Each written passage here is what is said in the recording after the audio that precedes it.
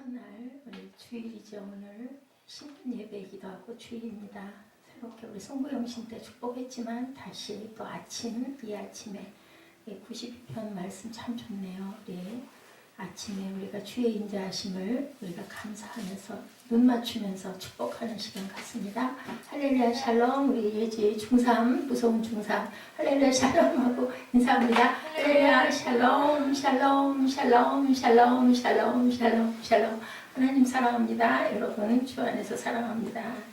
목사님 막 부담을 팍팍 주지. 너무 싫은데 왜 자꾸 중3이라고 하는 거야. 아직 3학년 되지도 않았는데 또 그렇게 해서 가고 그걸 하라고. 뭐예요? 우리가 너무 그게 피해갈 수 없으면 뭐 하라고요? 즐기라고 그랬어요. 즐기라고. 응? 주를 똥살똥으로 열심히 해서 그래서 엄마가 기뻐하고 또한 우리 예지가 원하는 좋은 고등학교에 진학하기를 주님의 이름으로 첫날 축복합니다. 아멘. 아멘. 우리 내년 송구영신 때는 와 하나님께서 해주셨어. 그리고 이제 돌아오는 송구영신이죠. 올해 2017년 우리가 기쁨으로 고백하는 그러한 그 기쁜 시간, 그 순간을 우리가 기다리고 기대하면서 눈앞에 그리면서 매일매일 열심히 잘 쌓아나가시기 바랍니다. 자, 오늘 84편이죠. 시편. 이것도 역시 누구의 시예요?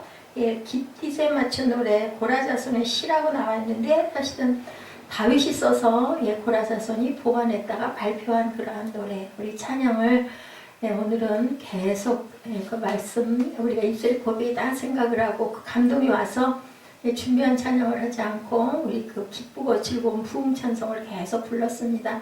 왜냐하면 거기에 있는 가사들이 다 우리의 기도고 우리의 소망이고 말씀이었기 때문에 오늘 또 이 시편은 누가요? 궁전 악단에 맞춰서 곡조가 있어가지고 이것이 바로 찬양이었었어요. 구약에서는. 근데 4절에 보니까 주의 집에 사는 자들은 복이 있다. 주의 집이 어디예요? 성전이죠. 궁전이 성전입니다. 84편 1절에 만군의 야훼여 주의 장막이 어찌 그리 사랑스러운지요. 다윗이 굉장히 하나님의 전을 사모해서 왕이 되고 나서 가장 하고 싶었던 게 주의 성전을 짓는 것이었는데 그것을 그만 하나님이 허락하시지 않죠. 내 피에 손이 가득하니 내 아들에게서 내가 받겠다. 그래서 솔로몬이 그것을 완성하게 되는데 짓기는 누가 지은 거예요? 사실은 다윗이 오랜 동안 기도했고 준비했고 설계했고 모든 목재며 모든 대리석도 전부 다 해외에서 수입을 해다가 쌓아서 그 솔로몬이 짓도록만 만들어 준 거죠. 2절에 보니까 내 영혼이 야훼의 궁전을 사모하여 쇠약해진다. 오죽하면 쇠약해질 정도로 하나님의 궁전을 내가 사모했다. 내 마음과 육체가 살아계시는 하나님께 부르짖나이다. 영혼이죠. 우리 영혼 육이라고 하죠. 이 세 가지를 다 드리는 게 바로 예배입니다. 그래서 우리가 교회에서 섬기기도 하고 우리가 오늘 특성들도 열심히 기쁨으로 하셨지만 사실은 특성은 기뻐서 하나님께 드리는 거예요. 의무로 드리거나 억지로 드리는 것은 의미가 없습니다. 2017년부터는 내 고집을 부리지 말고 감동이 오지 않으면 하지 마세요. 안 하고 그냥 다 같이 합창해도 됩니다. 그런데 하나님께 드리는 거다. 내 몸 드린다. 내 마음, 물질 드리는 것만 헌신하는 게 아니죠. 헌금도 물론 예물도 중요하지만 첫째는 내가 성전에 나와야 예배를 드려야 하나님께 예배를 드리는 거지 뭐 헌금만 갖다 올려놓고 뭐 그 사람 참석 안 하면 뭐 요즘에는 전부 다 뭘로요? 그 뭐 전부 계좌로 막 그 헌금들 뭐 월정 헌금이라고도 하고 11조라고도 하고 왜냐면 저희 교회 같이 작은 교회는 뭐 몇 분 안 되시니까 가능하지만 큰 교회들은 그거 정말 개수하는 것도 큰일일 것 같아요. 또 잊어버리기도 하죠. 그러다 보니까 계좌에서 자동이체가 되게 하는데 그렇게만 하고 만약에 그분이 교회를 나오지 않는다. 나는 11조 했으니까 감사헌금 했으니까 주일마다 주정헌금 했으니까 그러면 나는 예배 드렸다. 그거는 아닙니다. 첫째는 내 마음이 나올 때 뭐도 같이 나와요? 몸도 따라 나오죠. 마음이 몸만 나와 있고 마음 안 나와 있고 헌물만 드리면 그것도 온전한 예배가 아니고 그래서 영혼 육이 일체가 되어서 하나님 앞에 집중해야 된다. 몸 나와 가야 되지 하고 왔어. 헌금 갖고 왔어. 앉아가지고 계속 인터넷 뒤지고 앉았고 휴대폰 보고 앉았고 카톡에 답하고 앉았고 아 이거 끝나고 나서 나 어디 가야 할 텐데 하고 어떤 모임 생각하고 그것도 온전한 예배가 아니다. 여러분 너무 잘 아실 겁니다. 4절에 보니까 뭐라고 말씀하세요? 주의 집에 사는 자들은 복이 있나니 그들이 항상 주를 찬송하리라. 저는 이 84편 이 말씀이 한 거의 일주일 전부터 이 말씀이 계속 마음에 왔어요. 어디가 그렇게 좋았냐면 1절이죠. 사슴이 시냇물을 찾기에 갈급한 같이 내 영혼이 주를 찾기에 갈급하나이다. 이 말씀에 은혜가 있어가지고 계속 이 말씀을 묵상을 했습니다. 예, 그래서 주의 그 어디에 사는 자들이 복이 있다고 그래요. 주의 집, 그죠? 그 가스하우스라고 하죠. 우리 밖에도 휴대폰들은 되도록이면 꺼주시고 진동으로 놔주시기 바랍니다. 4절에 주의 집, 예, 가스하우스입니다. 그곳에 사는 자가 복이 있다고 그러는데 그 복이 뭔가? 주의 집이라는 건 성전이죠. 예, 음부의 권세를 이길 수 있다고 합니다. 세상에서 예배드리면 우리는 음부의 권세를 뭐를 이겨요? 사단을 이길 수 있고 우리가 사망에서 생명으로 예, 건져졌죠. 우리가 그래서 음부의 권세를 이길 수 있다. 마태복음 16장 18절입니다. 내가 이 반석 위에 내 교회를 세우리니 음부의 권세가 이기지 못하리라. 누가 그랬어요? 예수님이 베드로에게 그랬죠. 예, 너는 이제부터 반석이라 라고 베드로라는 이름을 주셨습니다. 그리고 하나님이 도우심을 우리에게 도우심을 주신다. 시편 121편 1, 2절입니다.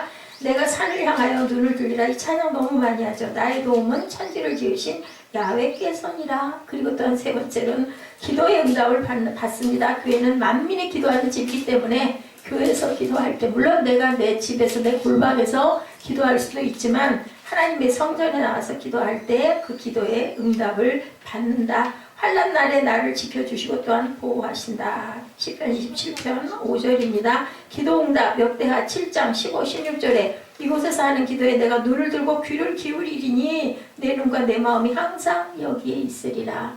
예, 성전이 누구의 집이세요? 하나님의 집이세요. 그렇기 때문에 성삼위 하나님께서 거처하시는 곳이기 때문에 그곳에 와서 기도할 때 사단도 어쩌지 못하고 그리고 내 그 기도를 더 귀하게 깊게 들으신다. 다섯 번째, 생수를 공급받는다. 하나님은 영과 진리로 예배드리는 자에게 어디를 통해서? 성전을 통해서 생수를 공급하시기 때문이죠. 요한복음 4장 1절에서 24절이죠. 내가 주는 물을 마시는 자는 영원히 목마르지 아니하리니. 추가섬 여인에게 예수님께서 우물가에서 약속하신 말씀입니다.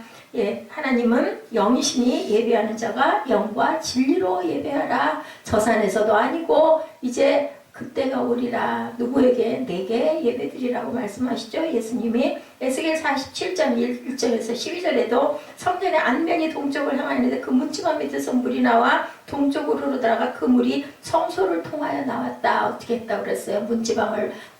문지방을 지나고 그죠? 가슴을 지나고 정강이를 지나고 에스겔의 머리를 지나고 온 물이 가득 차서 성전에서 어디로 바깥으로 향해 나가죠.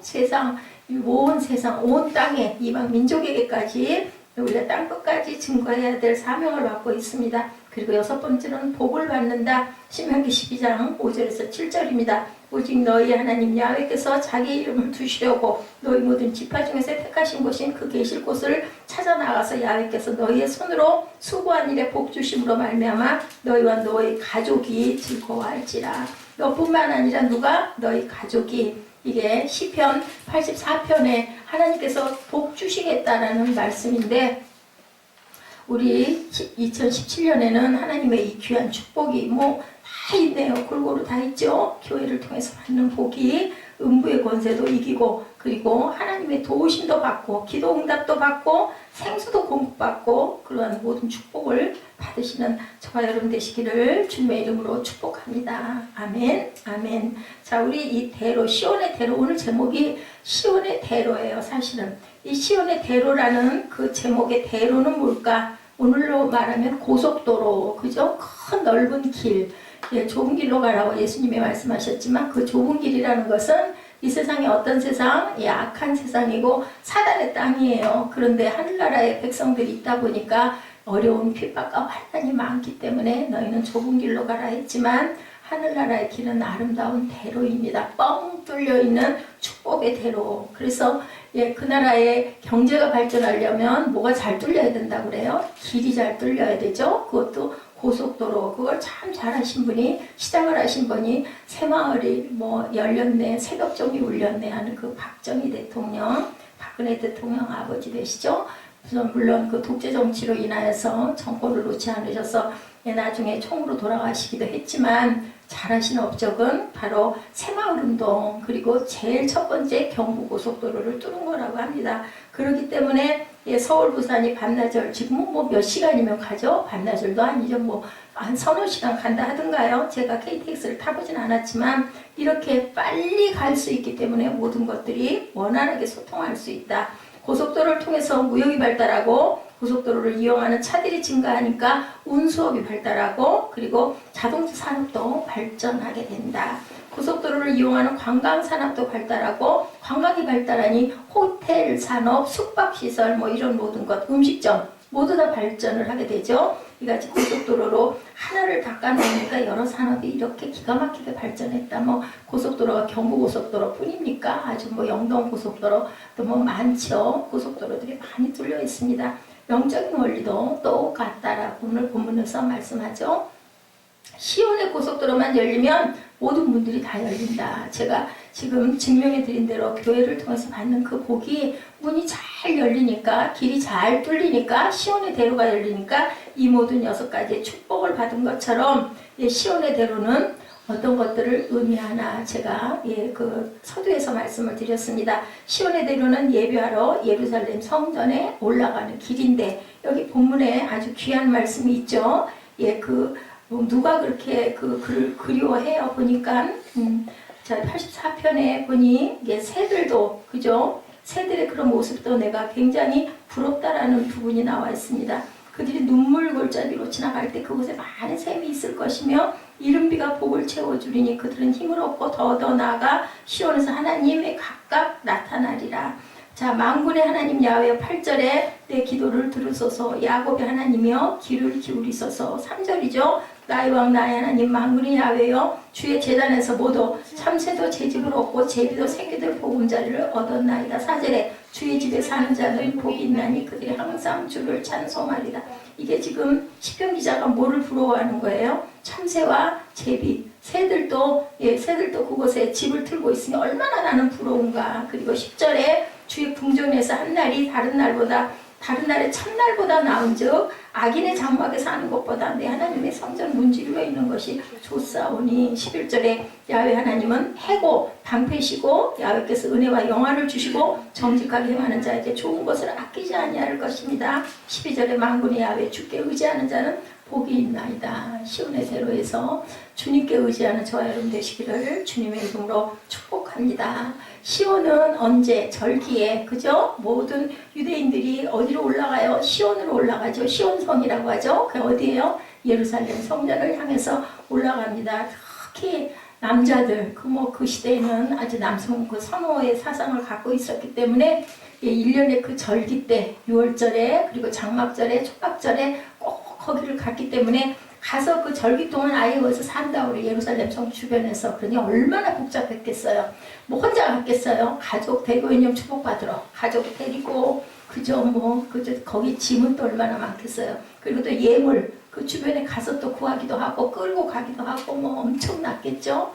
그런 이동 왜 그 시온성 예루살렘 성에서 예배하고 싶어서 그렇게 갑니다. 하나님께 뭐 하려고 얼굴도장 찍으러 가는 거예요. 예배하러. 그렇게 힘들게들 예배하는 그 모습이 너무너무 아름다운 모습이다. 정말 사랑스럽다 라고 얘기하죠.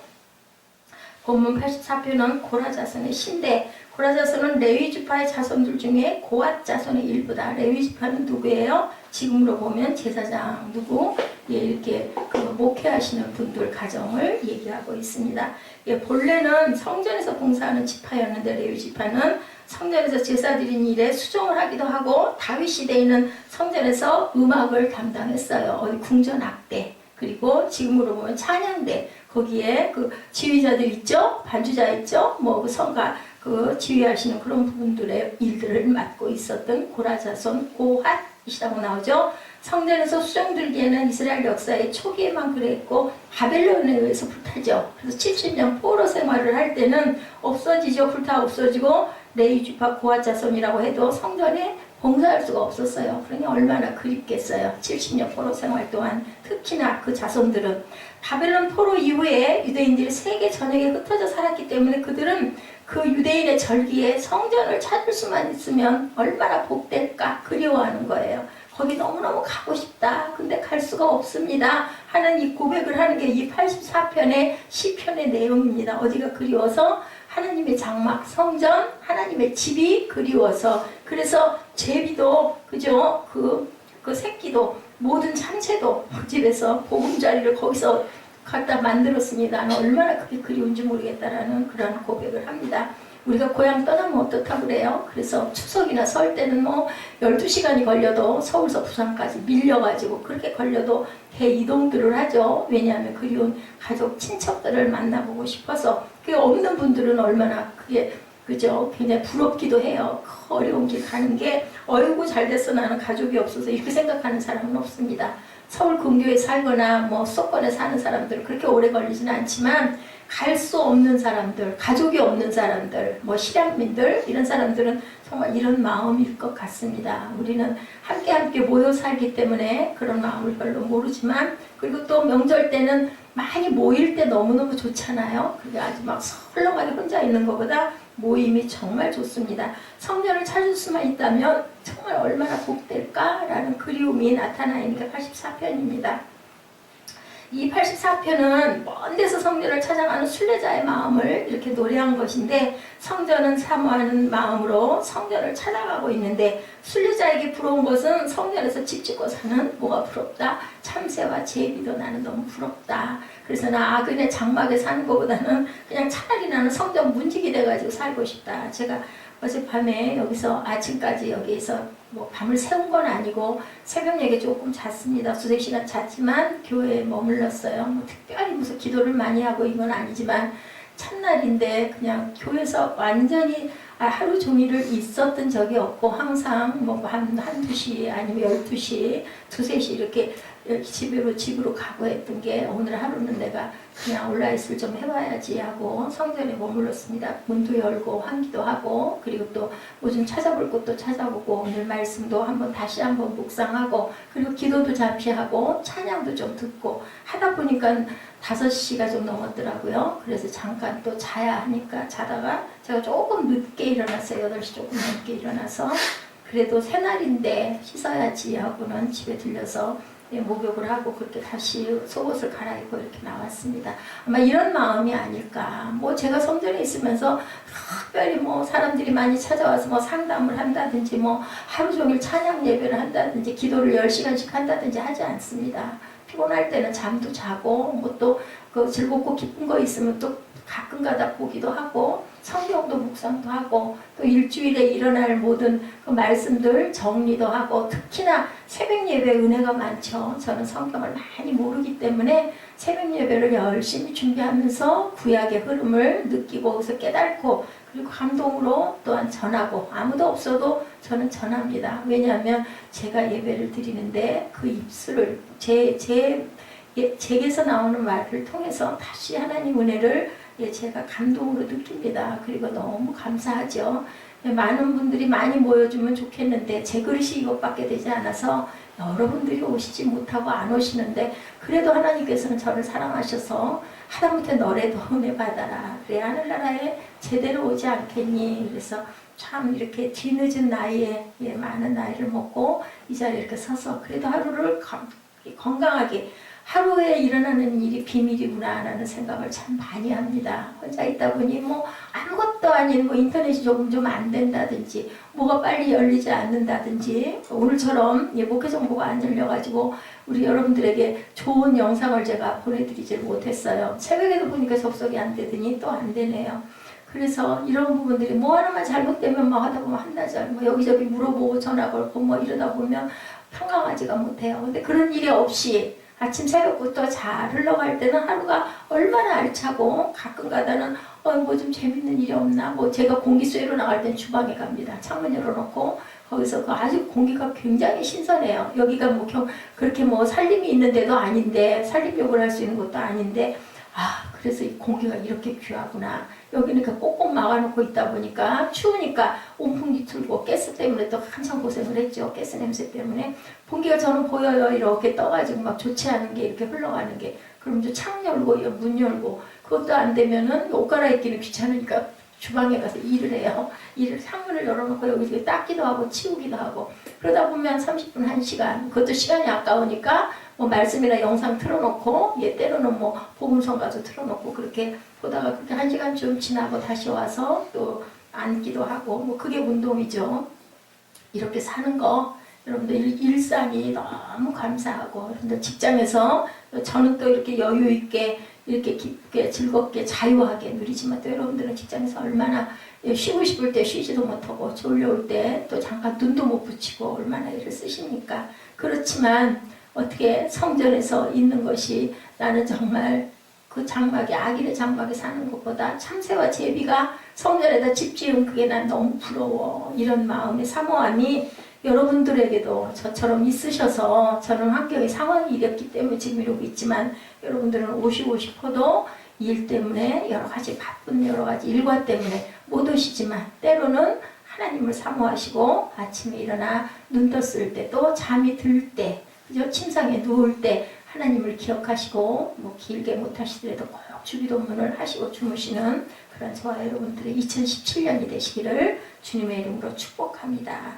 아마 그래서 이 말씀을 전하라고 84편 말씀도 저희가 그렇게 평소에 잘 알던 말씀이 아니에요. 시편은 우리가 강해를 하고 새벽 예배가 넘어갔지만 그 시편의 그 모든 전장의 장마다 그것을 다 알지 못해요. 우리 시편 묵상하는 거 예배 시간 전에 정말 귀한 은혜다. 이렇게 하는 교회 그것이 있을까 모르겠어요. 아마 없으리라고 봅니다. 묵상들을 하긴 하지만 저희들처럼 시편에 저는 중간에 절도 잘라서 여러분들에게 전하고 안 되면 그 뒷장까지 잘라가지고 요즘에 팝법을 제대로 이렇게 못 치다 보니까 그냥 가는데 팝법의 장점은 뭐 1장을 하다가 5장의 어떤 부분을 이렇게 하기도 하고 제가 그건 마음에 감동 오는 대로 여러분들한테 전하면서 제가 은혜를 받는 건 시편이 이렇게 흘러가고 이렇게 왜냐면 그거 찬양이거든요. 그리고 고백이잖아요. 너무 아름답지 않아요? 그래서 이런 은혜가 정말 있구나라는 걸 느낍니다. 될 수 있으면 여러분들 뭐 저뿐만이 아니라 그죠? 많은 훌륭하신 목사님들이 많은 말씀들 많이 하시잖아요. 그런 묵상 아니면 말씀을 자주 접하시고 극동방송이든 아니면 설교를 통해서든 많이 들으시고 은혜를 느끼시기 바랍니다. 성전을 사모하는 마음으로 이렇게 성전을 찾아간다라고 하죠. 3절에 나의 왕 나의 하나님 만군의 야훼여 주의 제단에서 참새도 제 집을 얻고 제비도 새끼들 보금자리를 얻었나이다.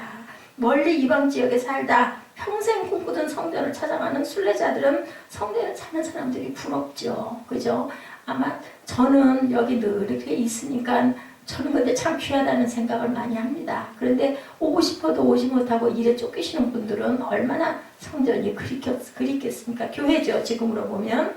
제비와 참새조차도 나는 너무 부럽다. 그 마음은 밤낮 성전에서 하나님께 예배하고 찬송하고 싶은 마음이죠. 뭐 그렇다고 해서 밤낮으로 찬양하고 예배하면 뭐 그렇게 항상 기쁘고 즐겁겠냐고요. 우리 에스더 집사님이 언젠가 그 얘기를 하더라고요. 항상이지는 않지만 100%는 아니지만 그래도 60, 70%는 이렇게 말씀 듣고 찬양하면 너무 기쁘고 좋다고 전 속으로 그랬어요.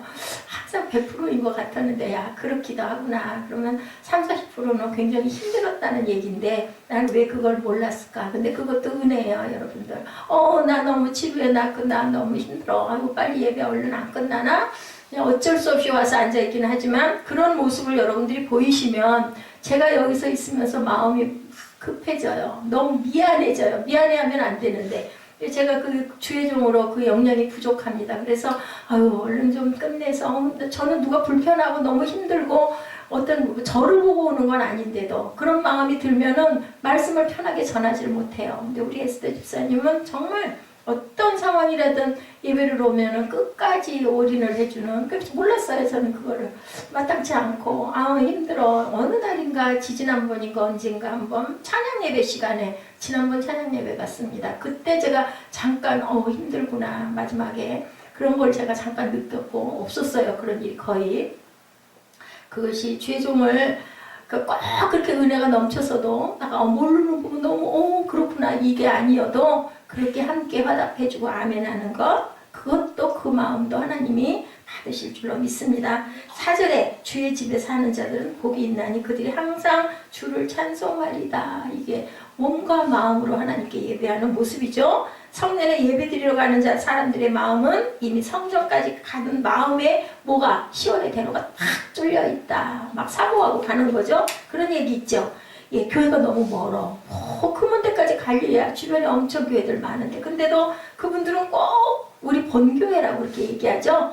가면은 2시간, 뭐 어떤 분들, 그 권사님들 같은 분들, 노인분들, 하루 종일이 걸린다고 그래요. 가가지고 또 예배 하나만 드리고 오지 않죠. 점심 드시고는 오후 예배 다 드리고 저녁 때 집에 돌아가셔요. 그 내내 말씀이 좋으니까 뭐 말씀이 어떤 뭐 많이 아시겠어요? 그걸 뭐 다 이해하시겠어요? 아닌데도 그냥 좋은 거예요. 앉아 계시면서 듣고 그냥 기쁘고 뭐 찬양을 많이 아시겠어요? 따라할 수 있으시겠어요? 그래도 그냥 계시는 게 좋은 거죠. 이게 하나님이 받으시는 진정한 예배다. 그래서 가는 시간, 돌아가는 시간도 예배의 시간이다. 또 그렇게 은혜가 있으신 분들은 가면서 그냥 가겠어요? 아니면 뭐 세상 일 생각하고 뭐 누구하고 막 통화하고 가겠어요? 되겠다. 그죠? 말씀 들으면서 찬양 들으면서 뭐 간증 들으면서 이렇게 가시는 거. 그래서 주일은 하나님께 드리고 그 하나님의 그 예배가 아우 의식으로 얼른 예배 끝내고 와서 나는 잘 거야 아니면 어디 갈 거야 그게 아니라 하루를 주님 앞에 온전하게 물론 하죠. 옛날에는 어땠어요? 구약 때는 걸음도 몇 걸음 이상 걸으면 안 되고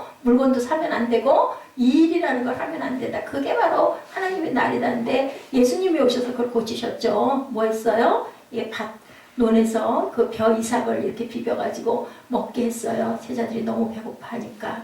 율법도 사람을 위해서 하나님께서 만들어 주셨고 율법에 너희들이 매이면 안 된다. 근데 자유하라고 했다 해서 주일날 뭐 예배 드릴 수도 있고 안 드릴 수도 있지 뭐 꼭 뭐 주일이라고 꼭 내가 지켜야 되라는 우린 자유해야 돼. 또 그거는 아니죠. 우리가 사랑하면 사랑하는 사람과 함께 있고 싶잖아요. 하나님 사랑하는 마음이 있으면 성전을 사랑하게 되고 사모하게 되고 말씀이 너무 귀하고 예배가 너무 좋고 육신은 조금 피곤하더라도 그리고 또한 그것도 또 우리 정신이 그걸 극복을 하죠. 그래서 육신 좀 피곤해도 찬양의 은혜를 받거나 말씀에 귀한 은혜가 있으면 어휴 그 피곤했던 거 없어져 버리고 눈앞이 환하게 트입니다. 그게 하나님이 주신 신비에 우리에게 주신 선물이라는 거.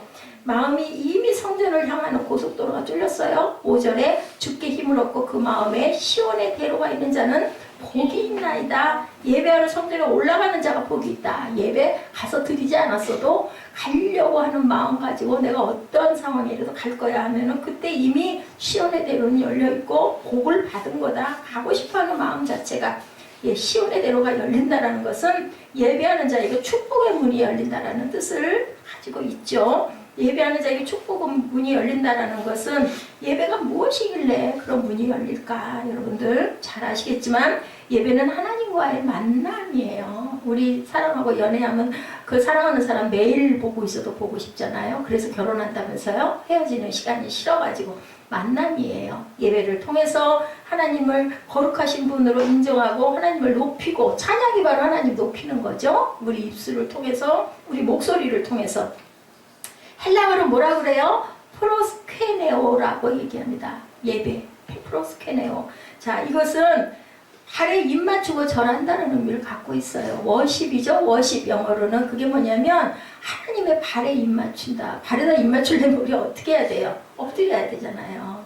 그럼 엎드린다라는 뜻을 갖고 있어요. 예배라는 것은 나 잘났어, 나 잘해, 나 이래, 나 대단해 이게 아니라 하나님하고 그래서 성전에 은혜 받으신 분들, 그 권사님들 이런 분들 교회 들어오실 때 어떻게 하고 들어오세요? 이렇게 하고 들어오세요. 앞에 보이는 분 아는 분이든 모르는 분이면 이렇게 기도, 이렇게 할렐루야 그렇게 되더라고요. 은혜를 받으니까 제가 신학교 4년 다닐 동안 사무엘 아빠한테 맨날 말을 들었어요. 뭐 맨날 고개를 근데 그렇게 되더라고요. 누구한테 잘 보이려고 그런 것도 아니고 앞에 있는 사람이 저보다 대단하지도 않지만 제가 생각할 때는 은혜 받으니까 그 사람들이 다 나보다 낫고 다 대단한 사람들 같아요. 그러니까 그냥 누구에게나 막 인사하고 싶은 거죠. 할렐루야 막 묻고 싶고 나 몰라도 모르는 분들이라도 그런 마음이 드는 거죠. 그래서 이 단어는 프로스케네어 워십 예배는 존경하다 최상의 가치를 하나님께 드린다. 내 몸과 마음과 모든 것들을 하나님께 드린다. 그래서 구약시대 제사란 제물을 드리고로 하나님께 대한 경외함을 나타내기도 했지만 아까도 말씀드렸지만 제물만 드리고 내 마음은 안 가 있고 내 몸은 안 가 있고 형식으로 제물 중에서도 제일 못생긴 것 이거 버릴 거야 이거 버릴 거 그냥 그냥 갖다 드리지 어차피 태워서 없앨 거 제일 못생긴 걸로 갖다 드릴 거야 그거는 예물이 아니죠. 우리 뭐 예단하고 예물한다고 하죠. 결혼할 때. 그럴 때 어떤 거 해요? 그 사람이 좋아하는 거. 그분에게 드리고 싶은 최상의 것, 내 형편에 맞게 가장 좋은 것을 골라서 정성을, 여러분들 선물 준비하는 거 돈이 중요한 게 아니라 그 사람에게 뭐가 전 이번에 그랬어요. 뭐 가진 거 많지 않으니까 전에는 그렇게 생각을 안 했어요. 그래도 뭐 좀 비싸고 가치가 있는 걸 해야 되는데 방법이 없잖아요. 그런데 뭔가 표현을 하고 싶고, 그래서 그 사람이 제일 좋아할 게 뭘까를 계속 궁리를 하고 생각을 해서 이번엔 그냥 먹는 것들로 하자. 그분이 좋아할 하나가 틀렸어요. 레스 집사는 그 무슨 그 곡물 이런 것들 씹혀가지고 이 사이에 끼어서 너무 싫다고 그래서 저를 도로 주더라고요. 목사님이랑 맛있게 드시라고. 저는 돈 들이고 그걸 살 만큼의 여유는 없는데 어쨌든 제가 횡계를 했습니다. 근데 정말 그게 바로 예물이다. 하나님이 정말 기뻐하실 것, 구별해서 그냥 있는 거 아무거나가 아니라 정성 들여 드리는 것. 구약의 제사는 어떤 예물? 흠 없는 제물. 그래서 흠이 없는 것. 또 뭐예요? 첫 번째 난, 그죠? 또 뭘로? 암컷이 아닌 수컷으로, 어린 양으로, 제 1년 된 양이 가장 좋다고 하죠. 이렇게 드리죠. 제사를 드려서 흠없고 가장 좋은 걸로, 어차피 죽여서 태워서 각을 떠서 불태울 것이라도 그런 걸로 드렸다. 그만큼 하나님을 경외하고 최상의 가치로 높인다는 뜻을 갖고 있다. 가치를 매긴다, 워십이죠. 예배는 하나님께 최고의 가치를 매기는 행위인데 온 마음과 정성과 뜻을 다해서 산 제물로 드린다고 하죠. 오죽하면 살아있는 채로. 우리가 십계명을 고백할 때 고백하죠. 마태복음 22장 37절입니다. 우리가 너무 잘 아시는 말씀. 예수께서 이르시되 뭐를 하라고요? 내 마음을 다하고 목숨을 다하고 뜻을 다하여 주 너희 하나님을 사랑하라. 신명기에도 나와 있지만 마태복음에도 나와 있습니다. 구약과 신약은 이렇게 짝을 짓고 있습니다. 예배란 하나님을 하나님으로 인정하고 고백하고 하나님을 목숨보다 사랑하고 섬기고 충성하겠다는 공적인 표현이 바로 예배다. 그래서 무슨 예배라고 그래요? 사무엘 공예배라고 그래요. 공예배. 이렇게 주일 예배 드리는 거, 수요 예배, 금요 예배, 그냥 내가 찬양 예배 드릴 거야, 평일날 그냥 나 예배 드릴 거야는 공예배가 아닙니다. 그런데 그때는 항상 뭐가 있어야 된다? 헌물이 있어야 된다. 몸이 오고 마음이 오고 하나님께 드리는 헌물. 이 구약에서 있었던 하나님께 드리는 그 제물의 의미를 담고 있기 때문에 이렇게 온 몸과 마음을 다 드려서 하나님을 섬기고 충성하겠다는 내 그 증표를 아버지께 드리는 거다. 공적인 예배다. 하나님을 예배하는 것은 하나님이 내 삶의 중심이 되셨습니다. 라는 고백이라는 겁니다. 내 삶의 의미와 가치가 아버지께 있나이다. 라는, 아까 말씀드렸죠. 프로스케네아라는 것은 머리를 어떻게 한다고? 입을 그 발에 맞춘다. 그렇기 때문에 엎드린다는 자세를 갖고 있다. 자, 이렇게 예배한다는 것은 하나님을 최고로 인정한다는 표현인데 그 예배를 받으시는 하나님의 그 도리를 최고로 인정하고 복을 주시는 것은 당연하죠. 하나님께서는 어떠시겠어요? 우리 부모하고 자녀 생각해 보시면 알아요. 제 아들이 제가 얘기하는데 기뻐하고 좋아하고 그럴게요 하고 말을 잘 들으면 너무 이쁘잖아요. 그냥 쓰다듬어 주고 싶고. 근데 말대꾸하고 말 안 듣고 딴짓하면 어때요? 미워요. 아무리 얼굴이 이쁘게 생겼어도 쳐다보고 싶지 않죠. 하나님도 똑같다라고 여러분들 생각하시면 됩니다. 첫 번째 마음의 시온의 대로가 열리는 예배자에게는 축복의 문이 열리는데 예배는 하나님을 높이는 표현이고 그 예배의 중심은 사람이 아닌 하나님이시라는 것. 잘 아시죠? 예배의 중심은 하나님이시다. 어떤 프로그램이 아니에요. 근데 이제 예배가 너무 지루할까봐, 딱딱할까봐, 그래서 영상도 보기도 하고, 누가 간증을 하기도 하고 하지만, 예배는 하나님을 높이는 그러한 우리의 마음의 표현이고 고백이다. 사람이 나타내는 것은 바른 예배가 아니죠. 사람이 나타나서는 안 됩니다. 재밌는 얘기더라고요. 어느 교회 목사님이 열심히 설교를 하는데 여집사님 한 분이 조금 뒤늦게 들어와가지고 둘이 많이 보면서 누구를 찾는 거예요. 조금 그 집사님이 은혜를 덜 받으신 분인 것 같아. 늦게 들어왔으면 그냥 이렇게 숙이고 들어와가지고 얼른 뒷자리에 우리 살짝 앉잖아요. 그래가지고 기도하거나 할 때는 늦게 오게 될 때가 있어요. 차가 밀리거나 어떤 상황으로. 대개는 주기도문 같은 거 주기도문 송 하거나 신앙 고백할 때 그렇게 도착하게 되죠. 그래서 큰 교회들은 문을 딱 닫아버립니다. 못 들어가요. 그래서 그게 신앙 고백이 끝난 다음에 어떤 순서 때 살그머니 들어가지고 문을 열어주기 때문에. 그러면 우리들 대개는 그냥 고개 숙이고 이렇게 해서 그냥 적당한 자리, 빈자리 가서 얼른 앉죠. 그랬다가 살짝 눈치 봐가지고 자기 자리나 자기 집안 식구들이 있는 자리로 이렇게 가게 되는데, 이분은 아마 그런 은혜가, 그만한 은혜가 없었던가 봐요. 성전에 와서 고개를 축혀들고 다니는 사람은 은혜 받은 사람이 아니에요. 사람이 있든 없든 성전에 들어올 때는 마음가짐 자체가 조심스럽고 문 여닫힘도 조용조용하게 됩니다.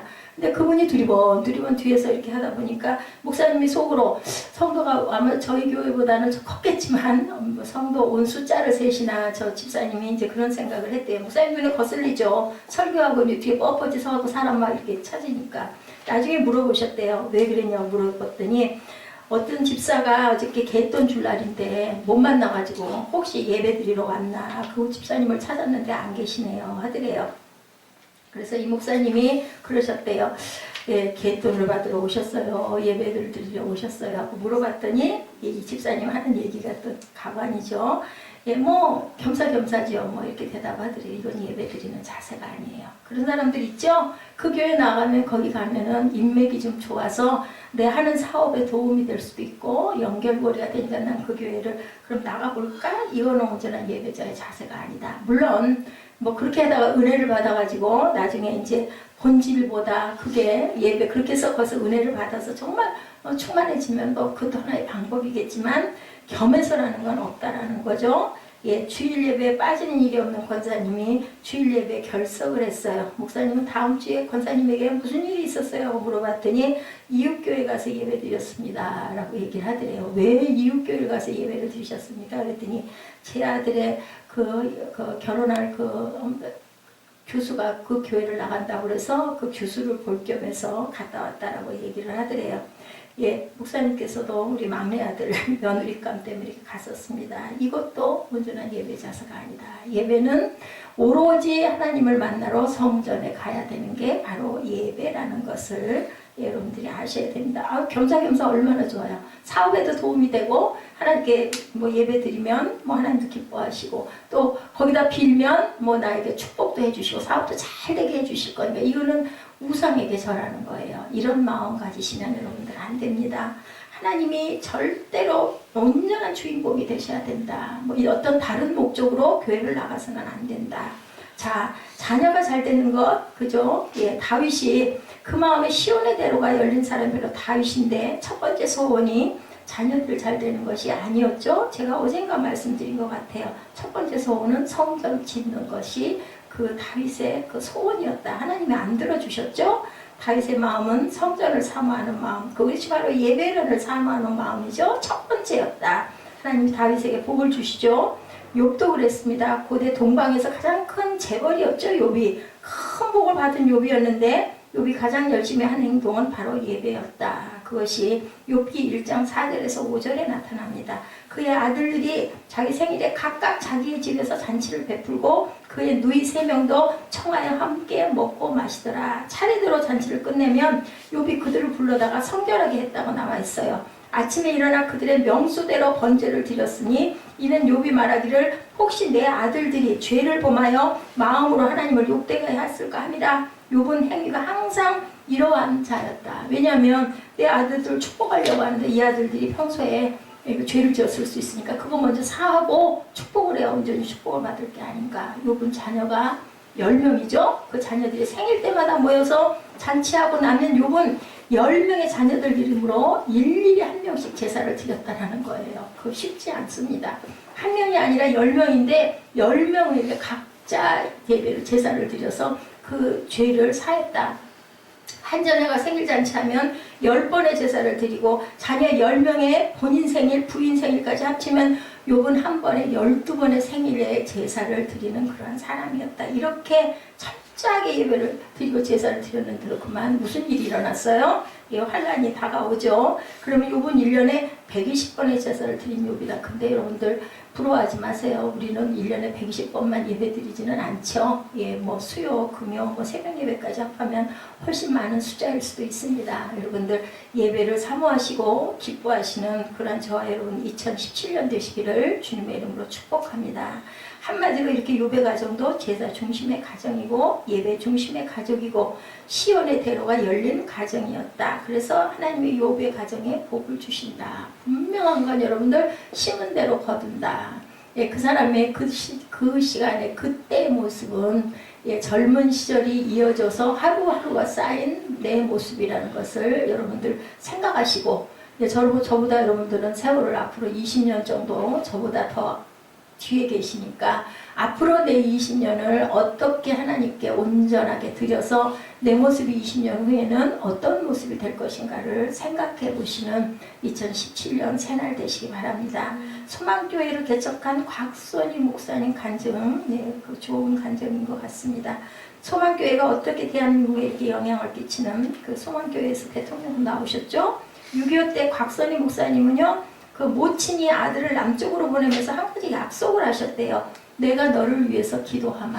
이렇게 얘기하셨다고 합니다. 그렇게 아들이 남쪽으로 넘어왔죠. 아들 보낸 그날 교회당에 폭격이 맞아서 교회당이 없어져 버렸다고 합니다. 그런데 그 곽 목사님 어머님은요, 불타 없어진 예배당 자리에 매일 아침, 매일 밤 나가서 기도를 하셨대요. 그 자리. 폭격 맞아가지고 불타 없어진 교회 자리에 나가셔서. 눈이 하얗게 오는 날에는, 예, 그 시절에는 그죠? 가마니들을 많이 썼잖아요. 가마떼기를 쓰고 거기 엎드려 기도하고 새벽에 눈 속에서 나오는 것을 본 사람들이 있었다고 할 정도로 그렇게 열심히 하셨을 거예요. 특히 우리 옛날 어머니들은 얼마나 그죠? 맨날 하는 짓을 똑같이 반복을 하죠. 자기 몸 안 돌보고. 집에서 하면 된다. 그런데 왜 예배당에 그 있던 자리가 추운데 이렇게 하느냐라고 얘기하면은 이 자리에서 내가 이렇게 기도를 해야 하나님이 받으시고 예배당을 세워주실 거 아니냐라고 얘기를 했다고 합니다. 이 어머니의 마음에도 시온의 대로가 열렸기 때문이다. 하나님을 사랑하는 마음이 기도를 해도 예배당에 있던 그 자리에서 아들을 위해서 내가 예배할 거야. 곽선희 목사님이 또 그래서 대단한 교회를 짓고 그저 은혜가 넘친 목사님이었죠. 아들이 세운 교회를 위해 기도했던 것, 그래서 서울 소망교회가 부흥한 것, 그게 그냥 일어난 일은 아니다. 자, 예배의 문이 열리면 또한 다른 문도 열린다고 말씀을 하는데 마음의 시온의 대로가 열리면 뭐라고 그래요? 오늘 12절의 마지막에도 보니 뭐라고 얘기해요? 만군의 야훼요. 주께 의지하는 자는 복이 있다라고 해요. 11절에 야훼 하나님은 해고 방패시고 야훼께서 은혜와 영화를 주시며 정직히 행하는 자에게 좋은 것을 아끼지 아니할 것이다. 그래서 나는 악인의 장막에 사는 것보다 성전에 문지기로 있는 게 좋다고 하죠. 청교도 설교자였던 필립스 브룩스가 말합니다. 하늘의 것을 먼저 추구하십시오. 그러면 당신은 하늘의 것과 땅의 것 둘을 다 얻을 수 있을 것입니다. 그런데 땅의 것을 먼저 추구하면 하늘의 것과 땅의 것 둘 다 잃어버린다라고 이렇게 얘기합니다. 칼 바르트는 예배의 중요성을 세 가지로 말합니다. 예배는 가장 중요한 것이고 가장 긴급한 것이고 가장 영광스러운 것이다 라고 얘기해요. 예, 토저는 하나님께서 사람을 부르셔서 먼저 예배자로 만드시고 그 위에 일하는 자로 만드신다. 그래서 예배자가 먼저 돼야 섬기는 자가 될 수 있다는 거죠. 예, 안티 기독교인이었던 볼테르 여러분들 아시죠? 예, 그 볼테르는 기자가 질문합니다. 기독교를 말살할 수 있는 가장 큰 무기는 무엇입니까? 그랬더니 예배를 못 드리게 하면 됩니다. 라고 대답을 했다고 합니다. 지난 금요철야 때 제가 여러분들에게 말씀드렸죠. 예, 지금 북한의 그런 수용소에 엄청난 아주 학대가 그렇게 이어지고 사람의 형상이 아닌 그런 수백 명의 사람들이 그래도 죽인다고 해도 주여를 부르고 있다라는 그러한 곳이 있다라는 것을 저도 너무너무 놀랐어요. 그 전에 얘기하는 나치 시대에 아주 가스실에 끌려가는 그런 포로 수용소를 방불할 만한 일이 지금도 일어나고 있다. 예배는 영혼이 잘 되는 통로이다. 그리고 영혼이 잘 되면 범사가 잘 되죠. 그래서 영혼이 잘된 같이 범사에 잘 되며 강건하기를 내가 강구하느라 요한 3서에서 이렇게 고백합니다. 이것을 반대로 표현하면 예배를 온전히 드리지 않는 신앙은 사탄의 밥이 될 수밖에 없다라고 말하죠. 신앙을 유지할 수가 없어요. 영혼이 살아나려면 이렇게 예배가 살아나야 된다. 예배가 살아야 내가 살고 교회가 산다. 예배드리는 것이 하나님의 축복이 임하는 것이라고 말씀하고 있습니다. 예, 이런 교회가 있다고 합니다. 예배를 한번 시작하면 예배가 7시간이 넘게 예배하는 교회가 있다고 합니다. 요즘 사람들 예배 시간 2시간, 저희 교회도 긴 편이에요. 찬양이 길기 때문에 2시간여 걸리죠. 찬양하고 기도하고 다 끝나면. 근데 7시간 글쎄 버틸 만한 사람이 몇 명이나 있을까? 저도 자신이 없어요. 그런데 성도가 예배에 참석하는 목적은 예배 빨리 마치고 집에 가기 위해서라고 그렇게 얘기하는데, 이 교회는 한마디로 예배에 목숨을 건 교회다. 이창호 목사님이라는 분이 서울에서 청년들 사역을 하다가 청년들 살리기 위해서 예배로 살아야겠다는 일념으로 예배에 목숨 건 교회를 개척했다고 합니다. 그 교회 이름은 넘치는 교회인데요. 그래서 그 교회 모토는 강하고 깊은 예배, Strong and Deep Worship이라는 제목을 붙이고 예배를 드린다고 합니다. 그런데 시계를 가려놓고 핸드폰은 아예 꺼놓고 찬양과 기도와 설교에만 집중하는 예배를 드리는데, 주일 예배 시간이 7시간이 넘는데 젊은이들이 그런 예배를 드리면서 나중엔 그 사람의 삶이 180도로 바뀌었다고 해요.